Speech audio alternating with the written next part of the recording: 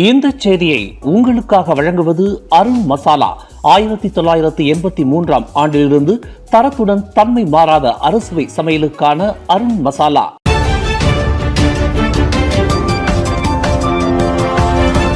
வணக்கம். திசைகளின் ஒரு மணி செய்திகள். விஜயலட்சுமியின் உடல் நீரோட்ட பகுதியின் இடுக்குகளில் சிக்கியிருக்கலாம். கோலாலம்பூர் மஸ்ஜித் இந்தியா வர்த்தக பகுதியில் நேற்று காலையில் நடைபாதை திடீரென்று இடிந்து விழுந்த பெருங்குழியில் சிக்கி சாக்கடை நீரில் இழுத்து செல்லப்பட்டு இருக்கலாம் என்று நம்பப்படும் இந்தியா ஆந்திர பிரதேசத்தை சேர்ந்த சுற்றுப்பயணி விஜயலட்சுமியை தேடும் பணியை மீட்பு பணியாளர்கள் இன்று 2வது நாளாக தொடங்கியுள்ளனர். நேற்று காலை 8:22 மணியளவில் பெறப்பட்ட அவசர அழைப்பிற்கு பிறகு 48 வயதுடைய விஜயலட்சுமியை தேடும் பணி தொடங்கப்பட்டு 28 மணி நேரம் கடந்த நிலையில் அவரை கண்டுபிடிக்கும் முயற்சி தோல்வியில் முடிந்தது. இந்நிலையில் அந்த மாதுவின் உடல் நிலத்தடி பகுதியின் நீரோட்டத்தில் குறுக்கே பாயும் நீர்க்குழாய்கள் அல்லது கேபிள் ஒயர்களின் மத்தியில் இடுக்குகளில் சிக்கியிருக்கலாம் என்று அஞ்சப்படுகிறது. இன்று காலை 9 மணியளவில் தொடங்கப்பட்ட மீட்பு பணியில் மதியம் 12:30 வரையில் எந்தவொரு முன்னேற்றமும் காணப்படவில்லை. விஜயலட்சுமி விழுந்த பகுதியில் உருவாகியுள்ள ஆழமான பெருங்குழியிலிருந்து அந்த நீரோட்டம் செல்லும் இலக்கை நோக்கி நடைபாதைகளின் பளிங்கு கற்களை தகர்க்கும் பணி மண்வாரி இயந்திரத்தின் உதவியுடன் மேற்கொள்ளப்பட்டு வருகிறது. மீட்பு பணியில் தீயணைப்பு மீட்பு படையினர், பொது தற்காப்பு படையினர், ஸ்டாம் படையினர், கோலாலம்பூர் மாநகர் மன்ற பணியாளர்கள், இண்டாவாட்டர் பணியாளர்கள் என 100க்கும் மேற்பட்டவர்கள் ஈடுபட்டு வருகின்றனர். மலேசியாவை சுற்றி பார்ப்பதற்கு தனது குடும்பத்தினருடன் வந்த ஓர் சுற்றுப்பயணிக்கு கோலாலம்பூர் மாநகரின் முக்கிய வர்த்தக பகுதியில் நேர்ந்த கதி உலக மக்களின் மிகுந்த கவன ஈர்ப்பாக மாறியுள்ளது. இந்நிலையில் மலேசிய செய்தி நிறுவனங்கள் உட்பட AFP போன்ற பன்னாட்டு செய்தி நிறுவனங்களின் செய்தியாளர்கள் நேற்று மாலை முதல் மஸ்ஜித் இந்தியாவில் முகாமிட்டு அந்த இந்திய மாதுவின் நிலை குறித்து கண்டறிவதற்கு தொடர்ந்து செய்தி சேகரித்து வருகின்றனர். ஆந்திர பிரதேசம் சித்தூர் மாவட்டத்தில் உள்ள குப்பம் பகுதியை சேர்ந்த விஜயலட்சுமி தனது கணவர் மாத்தையா, மகன் சூர்யா மற்றும் ஒரு பெண் பிள்ளை இன்னும் சில உறவினர்களுடன் மலேசியாவில் சுற்றி பார்ப்பதற்காக வந்திருந்த போது இந்த துயரச் சம்பவம் நிகழ்ந்துள்ளது. மஸ்ஜித் இந்தியாவில் குடியிருப்பு பகுதியான மலேயன் மேன்ஷனில் விஜயலட்சுமி குடும்பத்தினருடன் தங்கியிருந்துள்ளார்.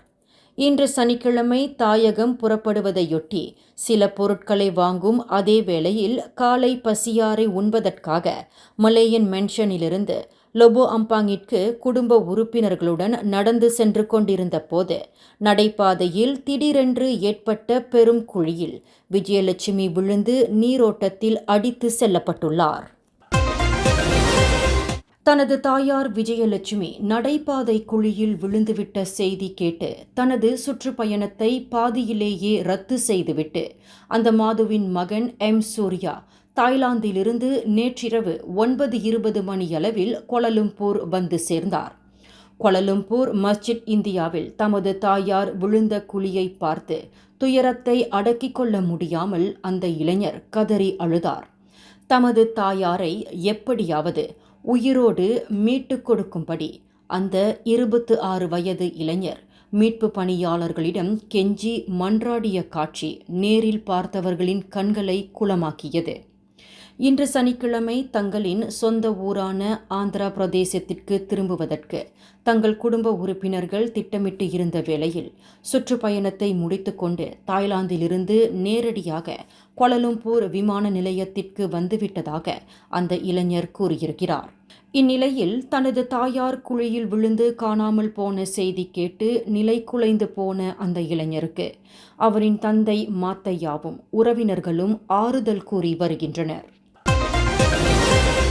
கோலாலம்பூர் மாநகரில் ஒரு வளர்ச்சி திட்டத்தை மேம்படுத்தும் போது அப்பகுதியில் நடைபாதை இடிந்து விழுவது போன்ற விரும்பத்தகாத சம்பவங்கள் நிகழாமல் இருப்பதை உறுதி செய்வதற்கு நிலத்தடி பயன்பாடுகளின் கட்டமைப்பை முறைப்படுத்துவதற்கு கோலாலம்பூர் மாநகர் மன்றம் மற்றும் நிலத்தடி பயன்பாட்டுக்கான பராமரிப்பு பணிகளை மேற்கொண்டு வரும் நிறுவனங்கள் ஒன்றிணைந்து செயல்படும்படி தொடர்புத்துறை அமைச்சர் ஃபாமி ஃபட்ஸீல் கேட்டுக்கொண்டார்.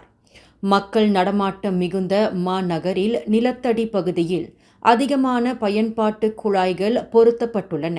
குறிப்பாக சாக்கடை கால்வாய்களுக்கு அப்பாற்பட்ட நிலையில் நீர்க்குழாய்கள், மின்சார கேபிள்கள் நிலத்தடி பகுதியில் பாய்கின்றன. அவை முறையான அமைப்பு முறையை கொண்டு இருப்பதற்கும் ஒவ்வொரு பயன்பாட்டு தொடர்பு முறையையும் எந்தெந்த இடத்தில் இருக்கின்றன என்பதை துல்லியமாக அறிந்து வைத்திருப்பதற்கும் அதற்கான வரைபடத்தை ஏற்படுத்துவதில் சம்பந்தப்பட்ட ஏஜென்சிகளுக்குள் ஒருங்கிணைந்த ஒத்துழைப்பு தேவை என்று அரசாங்க பேச்சாளரான ஃபாமி ஃபட்ஸீல் தெரிவித்தார். நிலத்தடியில் நீர்க்குழாய்களும் கேபிள்களும் பாய்கின்றன. ஆனால் அவை எங்கு தொடங்கி எங்கே முடிகின்றன என்பதை அறிந்து கொள்வதற்கு இன்னமும் தோண்டி பார்க்கும் நிலை உள்ளதே தவிர அதற்கான வரைபடங்கள் இல்லை. அது குறித்து நிறைய புகார்கள் பெறப்பட்டுள்ளதாக ஃபாமி ஃபட்ஸீல் குறிப்பிட்டார்.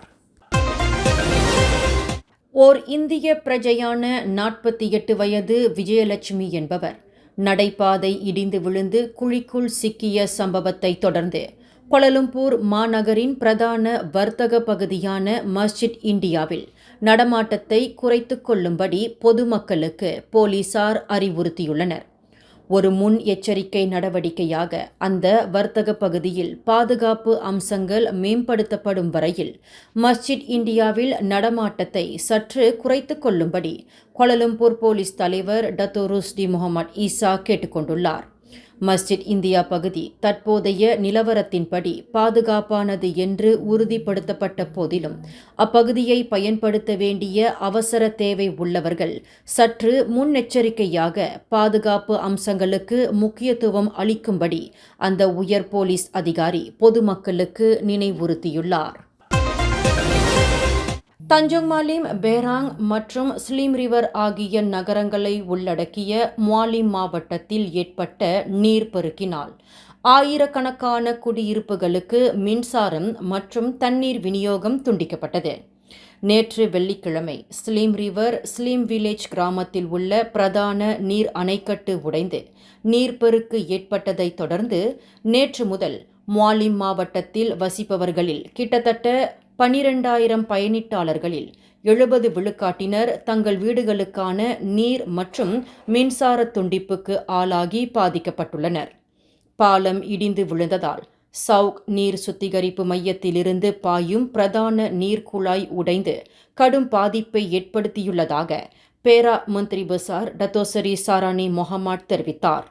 வெள்ளத்தில் அடித்து வந்த பெரிய மரங்கள் அந்த பாலம் உடைவதற்கு காரணமாக அமைந்ததாக அவர் விளக்கினார். தஞ்சோங் மாலிம் கம்புங் உலு ஸ்லீமில் உள்ள ரிஸ்டா எக்கோ பார்க் ரிசார்ட் சுற்றுலா தலத்தின் நீரோடை முகட்டில் திடீரென்று ஏற்பட்ட நீர்ப்பெருக்கினால் சிக்கி பரிதவிக்கும் 19 பேர் இன்று பாதுகாப்பாக மீட்கப்படுவர் என்று எதிர்பார்க்கப்படுகிறது. எதிர்பாராத விதமாக ஏற்பட்ட நீர்ப்பெருக்கில் சிக்கிய அந்த 19 பேரையும் மீட்பதற்கு அந்த சுற்றுலா தலத்தின் பணியாளர்கள், வருகை தந்தவர்கள் மற்றும் மீட்பு படையினர் துரித நடவடிக்கையில் இறங்கியுள்ளனர். எந்த ஒரு பாதிப்பின்றி அனைவரும் பாதுகாப்பாக மீட்கப்படுவதற்கான நடவடிக்கை முழு வீச்சில் முடுக்கிவிடப்பட்டுள்ளதாக பேரா மாநில போலீஸ் தலைவர் அசீசி மட் ஆரிஸ் தெரிவித்தார். நீரோடை மேலே நிர்மாணிக்கப்பட்ட பாலம் நேற்று திடீர் நீர்ப்பெருக்கினால் இடிந்து விழுந்தது. இதனால் ஒரு முனையிலிருந்து மற்றொரு முனையை நோக்கி வர முடியாமல் அந்த 19 பேரும் தவிப்புக்கு ஆளாகியதாக அவர் குறிப்பிட்டார். அனைவரையும் மீட்பதற்கு ஒரே வழி படகை பயன்படுத்துவதுதான். அதன் அடிப்படையிலேயே இன்று காலையில் அனைவரையும் பாதுகாப்பாக மீட்கும் நடவடிக்கை தொடங்கப்பட்டுள்ளதாக அசீசி மட் ஆரிஸ் தெரிவித்தார். தங்களுக்கு கிடைத்த தகவலின்படி அனைவரும் பாதுகாப்பாக உள்ளனர் என்றார் அவர். குவாந்தான் மாவட்டத்தில் உள்ள சில இடங்களில் ஒரு பெண் குடையை பிடித்தபடி வீட்டுக் கதவை தட்டி பணம் கேட்கும் அதே வேளையில் தனக்கு 10 வெள்ளி வேண்டாம் என்றும் 100 வெள்ளி மட்டுமே வேண்டும் என்றும் கேட்கும் அந்த மர்ம பெண் யார் என்பதை கண்டறிவதில் அவ்வட்டார மக்கள் அதிக ஆர்வம் காட்டி வருகின்றனர். அந்த மர்ம பெண் பற்றிய புகைப்படங்களை குவாந்தான் வட்டார மக்களில் சிலர் சமூக வலைத்தளங்களில் பகிர்ந்து வருகின்றனர். சம்பந்தப்பட்ட மர்ம பெண்ணிடம் மக்கள் மிக கவனமாக இருக்க வேண்டும் என்ற எச்சரிக்கையையும் வலைத்தளவாசிகள் விடுத்துள்ளனர்.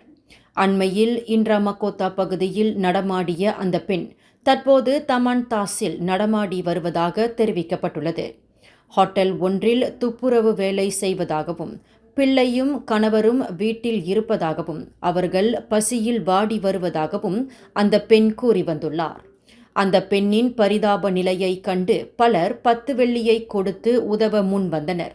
ஆனால் அந்த 10 வெள்ளியை நிராகரித்துவிட்டு அந்த பெண் தனக்கு 100 வெள்ளி கொடுத்தால் மட்டுமே தம்முடைய தற்போதைய பிரச்சனையை தீர்க்க முடியும் என்று கூறி வருவதாக கூறப்படுகிறது. இன்னும் சில இடங்களில் வினோத நோயினால் அவதிப்படும் தனது பிள்ளைகளின் மருத்துவ செலவிற்கு பண உதவி தேவைப்படுகிறது என்றும் அந்த பெண் வீட்டு கதவுகளை தட்டுவதாக சொல்லப்படுகிறது.